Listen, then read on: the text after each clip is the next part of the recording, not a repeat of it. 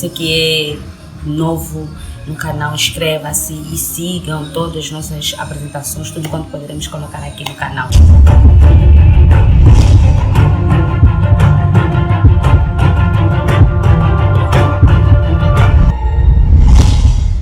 É muito bom. Agradecer muito, Alexandre, por estares aqui, por aceitar esse convite assim, de bom coração.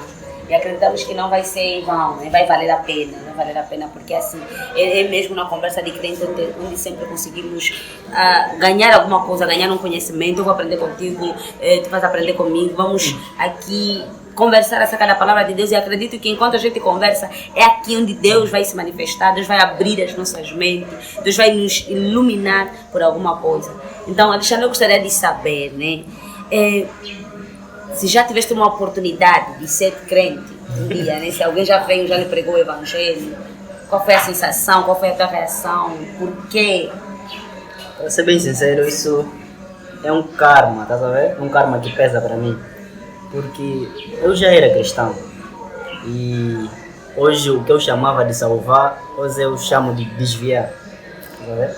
Eu já preguei para muita gente, a pensar que estava ajudando essas pessoas e eu acho que prejudiquei a vida dessas pessoas, estás a ver?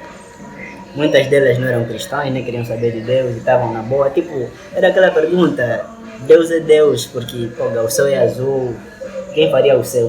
Quem faria as montanhas, estás a ver?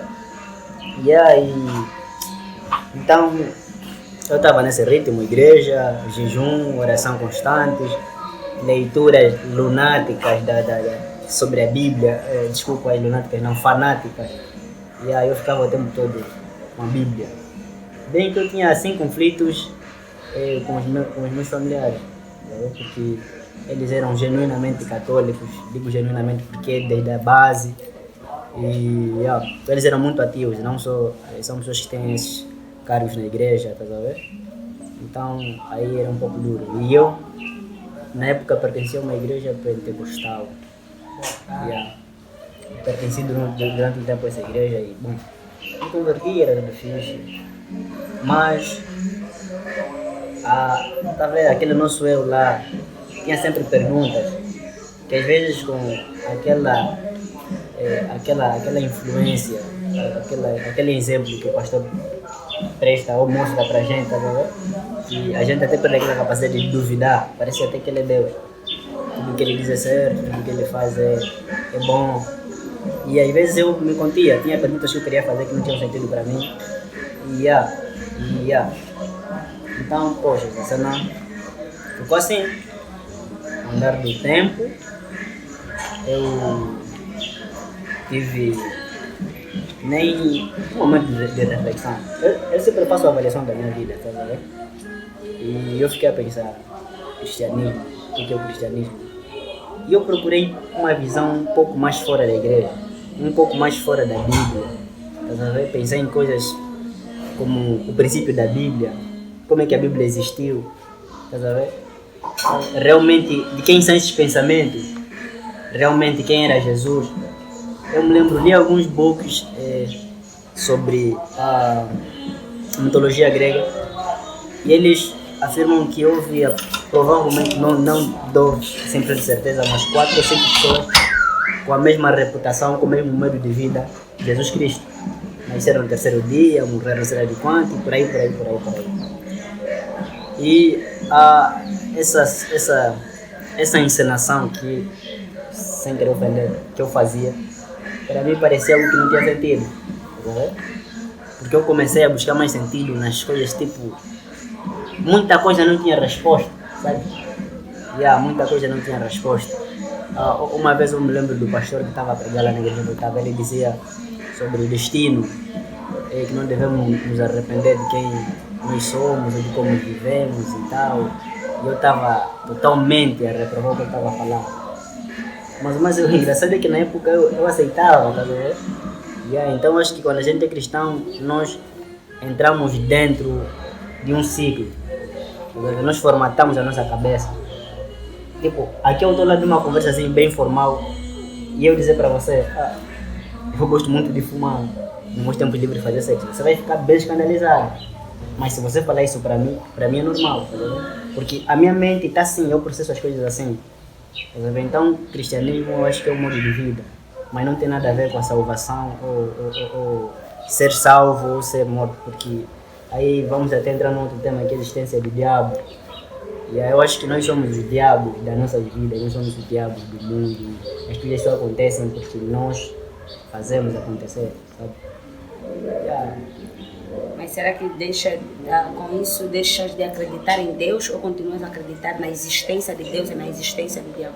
Bom, a questão não é tipo acreditar ou desacreditar, porque eu não acredito em Deus.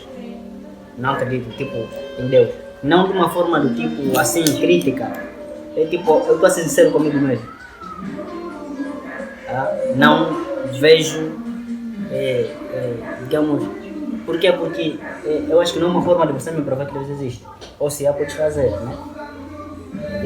Não é uma forma. E nem a outra de me provar que o diabo existe.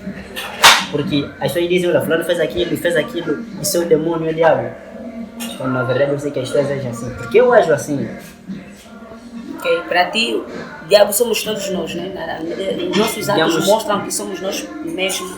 Quer dizer, nós somos praticantes das mesmas ações que às vezes culpamos o diabo. Que eu não sei se alguém que existe ou não. Na verdade, tanto Deus quanto o diabo existem. Existem porque eu sei que não tem uma forma bem exata para te mostrar, porque Deus não é físico. Eu não posso pegar Deus e dizer, Deus existe e está aqui. Também não existe diabo fisicamente para eu te mostrar e dizer, está aqui. Mas é aquilo que disseste no princípio, né? Antes acreditava em Deus porque olhavas para a situação, olhavas para toda essa beleza da natureza e entendeste que talvez alguém tenha feito isso, alguém tenha criado isso. Sim. Então Deus é provado pelas existências das coisas. Sim, mas é assim, desculpa por interromper, né? Mas é assim, eu acreditava em Deus porque era parte do meu ciclo. Por causa dos pais. Desde o tempo, e não só desde o tempo que a gente nasce, a gente vai escutando sempre Deus. É tipo, se pegares um bebê aqui e isolares, até ele ter 18 anos, ele dizer, oi, você entendeu? Deus é o quê? Ele por si só não vai conseguir pensar em Deus. É uma certa formatação. A minha família me obrigava a ir na igreja, a orar antes de comer, não faz isso, não faz aquilo, o diabo vai te punir com o garfo e tal. E eu fui crescendo assim. Agora, quando chega uma fase, me levam para uma pregação, onde eu sinto um certo conforto, porque a vida é difícil. E às vezes quando a gente, tipo, alguma coisa está difícil para nós temos que dizer, pô, não, com a força de Deus, eu vou conseguir. Por isso é que eu disse anteriormente, eu tenho inveja de acreditar em Deus, porque Ele traz um certo conforto. Eu posso dormir e dizer, poxa, olha, amanhã eu tenho um trabalho longo, não sei se vai dar certo, mas em nome de Deus, vai dar certo. Eu já não consigo dizer isso. Eu penso, amanhã eu tenho mesmo que dar duro e ficar focado. Ou eu, tá vendo? Em Gênesis capítulo 1, versículo 1, diz que no princípio criou Deus os céus e a terra era sem forma e vazia. Acredita que nós não nascemos, né, daquela teoria ali do Big Bang que dizem que tudo nasceu através de uma pequena explosão. Nós acreditamos que tudo nasceu porque alguém tenha feito. Alguém tenha feito não somente através das escrituras é a palavra escrita de Deus. E Deus se mostra através das escrituras. E a Bíblia e alguns livros ainda dizem mais sobre a palavra viva, que é a existência do próprio Cristo aqui na Terra, para mostrar que Deus existe. Eu vou acreditar que Deus existe por causa da existência de tudo. A Bíblia fala que nada, ou melhor, nada nasceu do nada, nada foi criado do nada. Alguém tenha sido o promotor de tudo isso. Eu posso parar para acreditar em Deus, eu posso parar e me perguntar por que tudo existe, por que o céu existe, por que as montanhas existem. Quer dizer, nós somos homens e nós não temos tanta capacidade que é para criar uma coisa tão grande como essa. Então só deve ser um ser superior a fazer isso. E Deus vai se mostrar que Ele existe através da sua palavra e através da nossa própria existência. Porque eu vou me perguntar, eu vim de uma mulher, eu tenho pai, eu tenho mãe, mas os meus pais também têm pai, têm mãe, tem outra geração, mas alguém tenha começado com tudo isso. Então nada foi criado do nada. Alguém tenha começado... Sim, eu entendo. Tipo, você está falando muito bem, muito bonito, né? E sim, mas só que isso a tua teoria não apresenta factos. Tipo, os teus factos são a Bíblia. Mas eu entendo e não quero ser grossista, nem mais uma vez. Para mim isso é uma conversa desportiva e se eu tiver a referir sensibilidade, para ser sincero. Então, diante das dificuldades e da existência do mundo, né? Eu me pergunto, quando há problemas realmente, como é que você explica né, tipo, as inundações que tem havido? Ou se me passa o termo agora como tsunami. O mar engolindo uma cidade. E mais engraçado, às vezes é uma cidade repleta de crentes, sabe? Repleta de bebês, repleta de crianças, ou seja, repleta de inocentes. Eu não tenho uma outra fonte a te dizer, a te mostrar, a não ser uma própria escritura. Porque ela é que fundamenta a nossa fé, ela que nos prova, ela que nos assegura, ela que nos mantém firme naquilo que é a nossa crença diante do Senhor. E a Bíblia vai falar que, né, os primeiros homens que Deus criou foram Adão e Eva. E a partir de Adão e Eva vão nascendo outras pessoas. A vontade de Deus sempre foi ter uma paz com o homem. A vontade de Deus sempre foi ser amigo do homem, conviver com o homem. Mas só que através do pecado de Adão e Eva nós começamos a ver os primeiros desastres acontecendo na vida do homem. E talvez nós podemos criticar por que Deus teve que desfazer ou destruir, né, Sodoma e Gomorra, destruir como é que é a cidade o tempo de Noé. Ele teve que destruir a cidade de Noé. Por quê? Por causa do pecado, conforme o pecado se estendeu. Quer dizer, Deus, os pensamentos de Deus são insondáveis. Nós podemos até querer entender Deus, mas é difícil compreendê-lo na plenitude. Eu li, desculpa, eu li, já li muito a Bíblia, já li a Bíblia toda. Não que eu tenha domínio todo, mas tenho assim esse feedback. E quanto à história de Noé, o que aconteceu? Noé, Deus antes pediu que Noé fosse avisar aquele povo. Aquele povo morreu por teimosia. E essas pessoas que eu acabei de referir morreram por inocência, não fizeram nada. Apenas viviam as suas vidas da forma mais normal. Para nós que estamos aqui fora, viviam uma vida da forma mais normal. Mas para eles que estão lá, ou mesmo melhor, para Deus ou para eles, só Deus sabe como era a vida deles. Porque assim, o pecado é muito mau.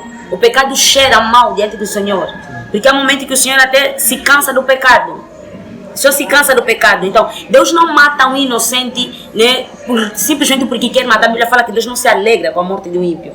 Antes, a vontade de Deus é que todos se salvam, venham ao conhecimento da verdade. A vontade de Deus é a salvação de todos. Só que o caminho que a gente escolhe é que nos leva à morte. Porque o salário do pecado é a morte. É assim que a Bíblia fala. Mas o dom gratuito de Deus é a vida eterna. Quer dizer, é a vida que a gente escolheu. É a parte que a gente escolheu. O que lhes trouxe a morte, nós não sabemos como era a vida deles. Talvez era uma vida de pecado. É uma suposição apenas. Nós não sabemos realmente o que aconteceu. Sim, talvez este é o comentário cristão.